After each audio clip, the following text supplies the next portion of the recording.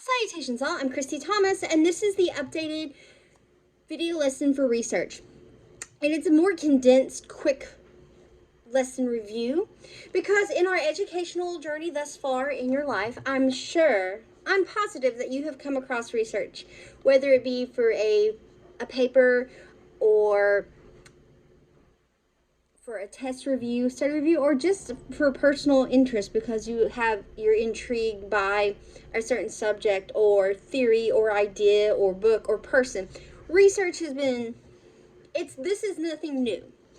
So we're just going to talk about best ways to research and then kind of the yays and nays, or beneficial or the not so beneficial, however you want to play this. So why does research matter?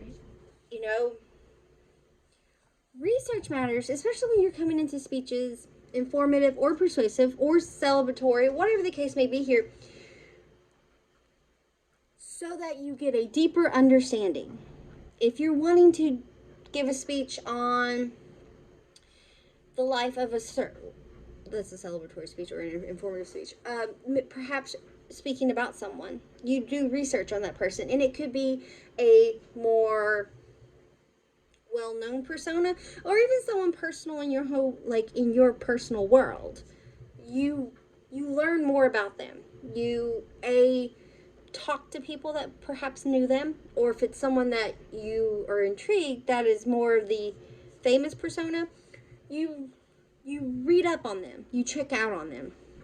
So that's the reason why research matters. And it also gives us more background information for our ideas and our theories, and why, especially, and then when it comes into persuasive speeches, research will also give you the backbone to whether you're wanting your audience to shift from yay to nay, or, the point of persuasive is that you're trying to get your audience to align their ideas, beliefs, and values with what you're putting out in the world.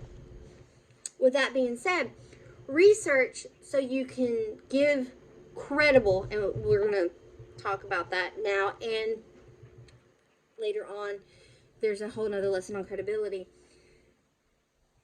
Credible sources.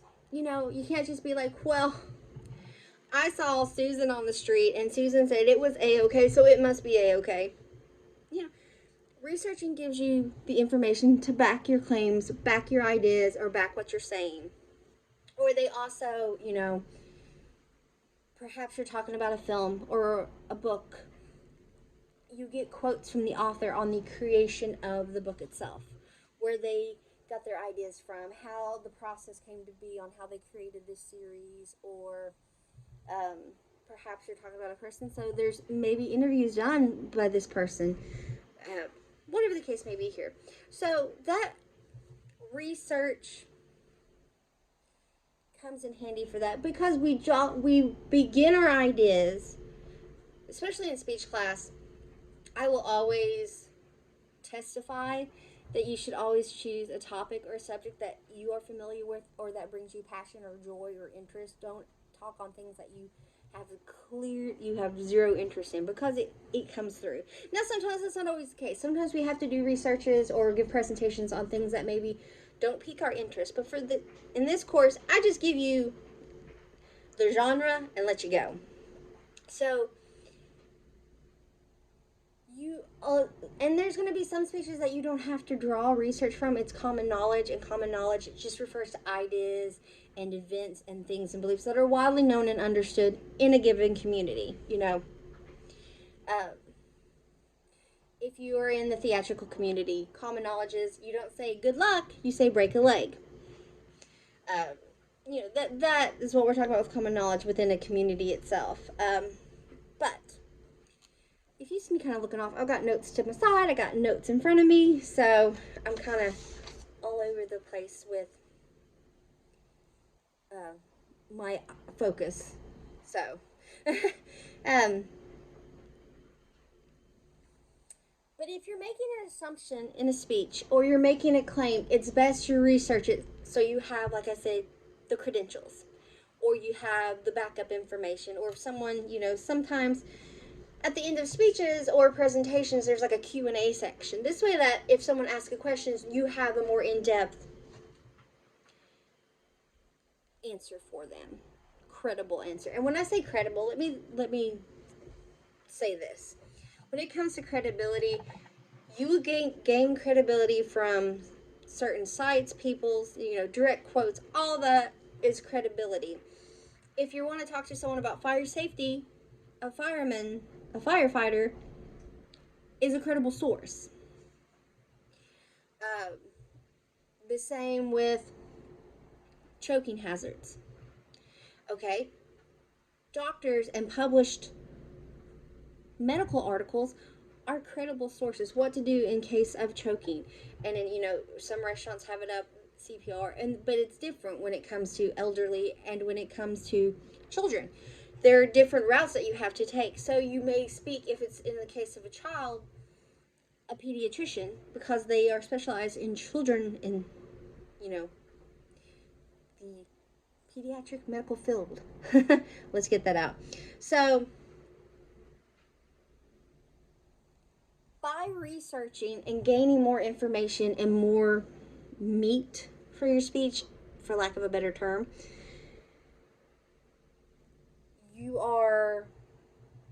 it makes you appear like it's not that you don't know your stuff, but it gives you more of the appearance that you are fully versed in your topic, or your claim, or your theory, or your idea. Now, ethically, we love to think that everyone speaks the truth. And a lot of people think that they are, when in reality, it's not true. This comes out every day, misinformation. I'm a big fan of speak your truth. Sometimes it's not pleasant to hear, but speak your truth. That's a big component in my everyday life. But when it comes to speeches and presentations, we also want people to speak the truth, but it's not always the case. When that happens, when we get to the not truthful era of public speaking and presentations, it's what's called misinformation, or otherwise called disinformation, and that's deliberate incorrect statements. But for the most part, when it comes to public speaking, it's not so much deliberate. It's often just lack of research. You could say something because you think it, or you maybe heard it through the grapevine. So you base a theory or an idea off of this without doing the correct research. Oh yeah, I think the sky is really not blue. It's just our perception. It's just, the sky is really like purple. Without research, that's misinformation. Yes, it is our perception in the optical orbital world is why we see blue, because of reflections and whatnot. I'm not getting into the science of this. I'm just trying to give ideas. So research comes important because it also helps us double check our ideas, theories, or information itself. If you're wanting to discuss the theories of gravity, or if you're wanting to talk about I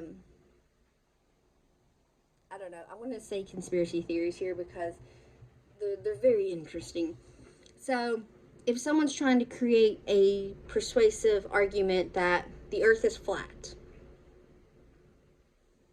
there is information out there that will coincide with, this also is true when it comes to internet, coincides with what they have to say, but then you look at historical text and how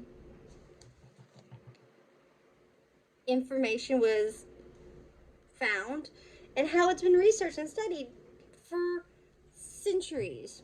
Big thing.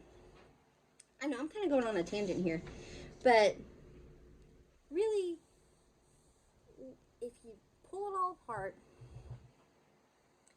research is valuable. Research is valuable because it gives you more meat to your ideas, or your theories, or to your presentation. But it also gives you more in depth, which also, I guess you consider the meaty part, but you get more in-depth information. You are confirming what you want to put out into the world, perhaps you find more areas that also coincide with what the information you're putting out into the world. All that comes in play when it comes into research. And lack of research definitely opens the door for misinformation, disinformation when it comes into presentations, public speaking in the world, or just information sharing in general. With that being said, let's talk about ways to research. So, with my course, you always are allotted at least minimum a week and a half prior to a speech being due. I generally try to give more time, but a minimum of a week and a half of when a speech is due. So this way, I give you plenty of research time. And that's a big thing when it comes to research. You want to allot yourself time. You don't, and I am fully aware that some folks work better under pressure, and they get a rush and really push through when they wait to the last minute. But in an ideal, perfect world, everyone's taking their time and allotting themselves all the time in the world to do what they need for research. And it kind of, studying comes in the same play there. So you want to give yourself enough time. Narrow your topic. We talked about speech, how to figure out topic and purpose. That's a whole nother lesson that has already been discussed. So but you want to narrow it down.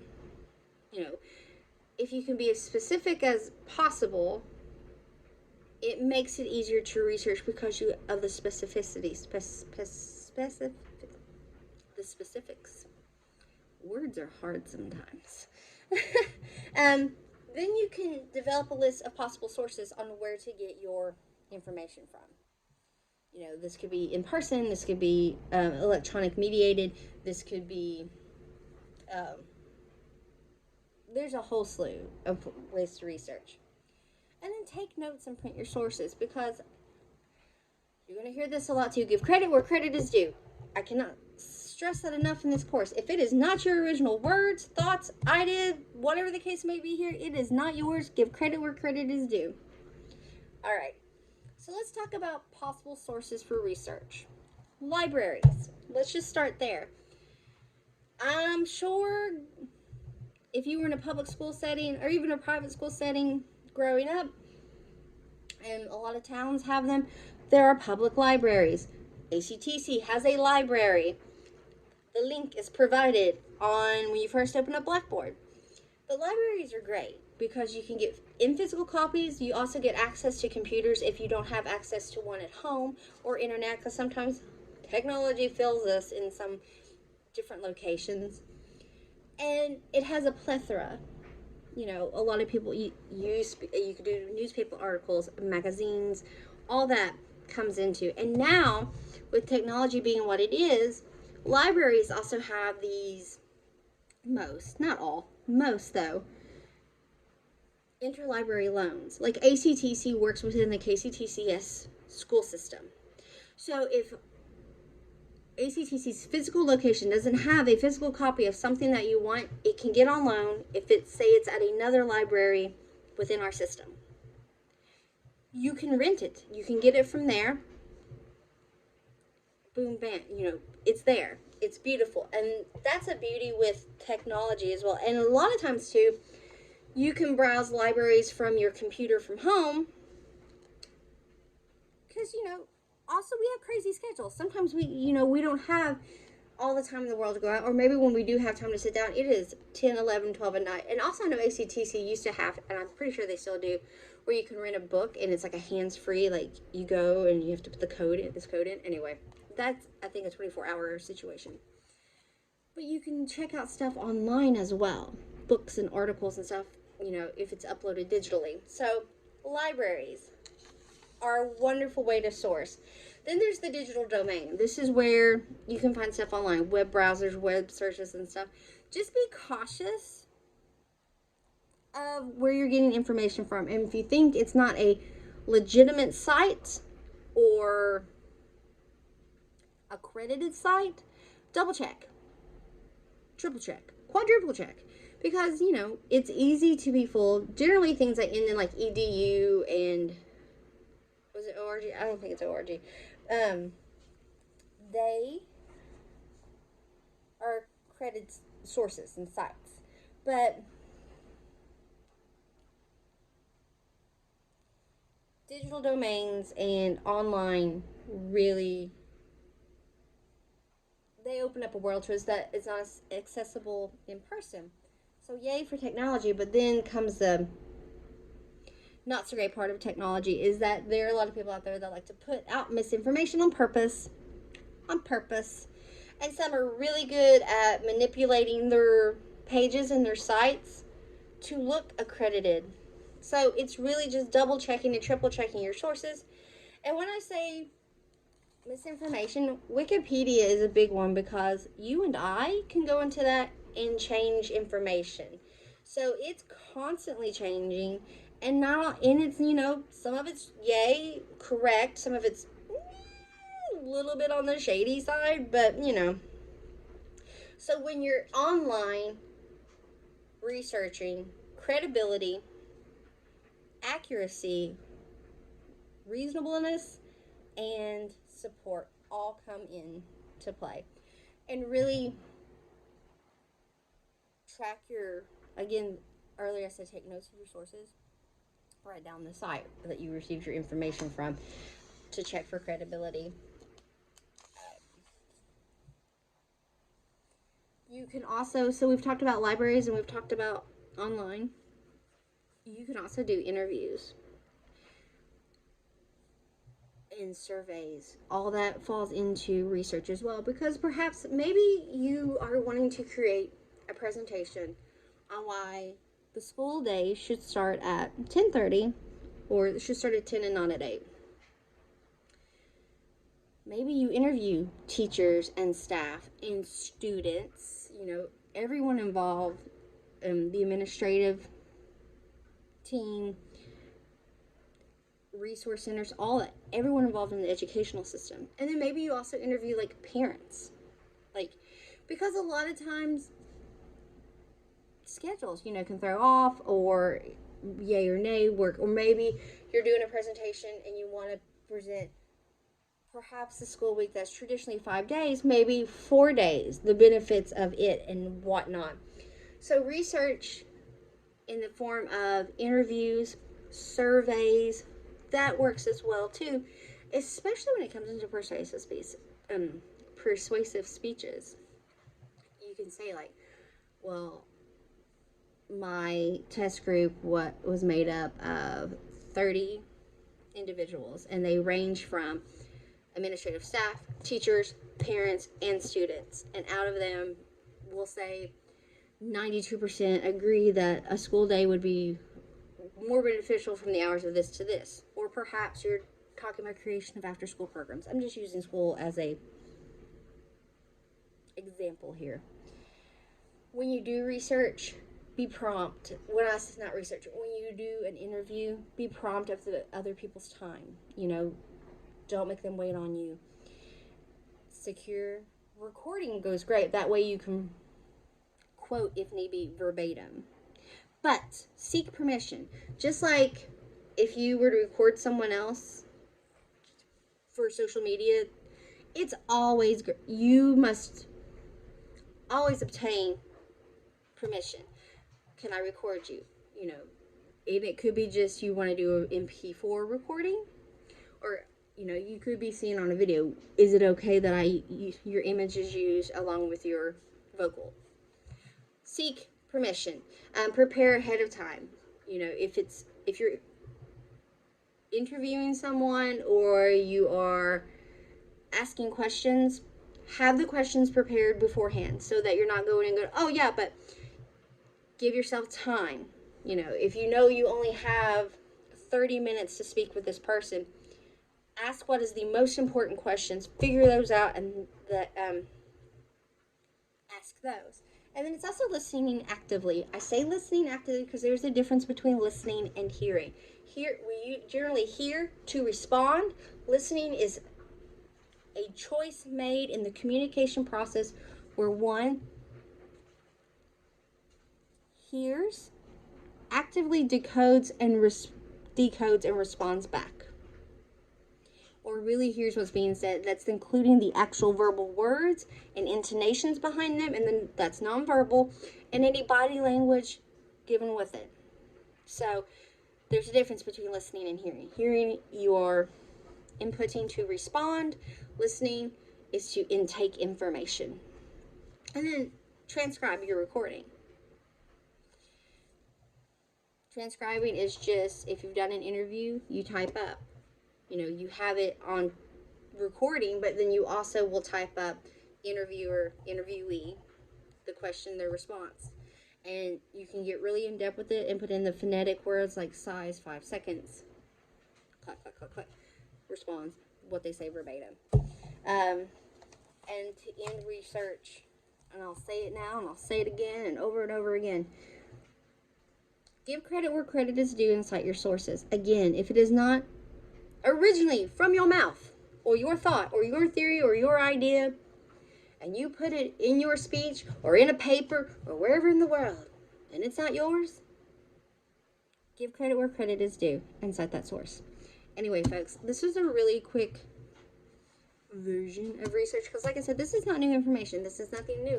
I am confident in the depths of my soul that you have come across research in your educational journey. This is just a little snippet, a little bit more in depth, especially a little bit more centered toward the public speaking area. As always, if you have any questions or concerns, please reach out to me. Thanks so much, y'all. Bye.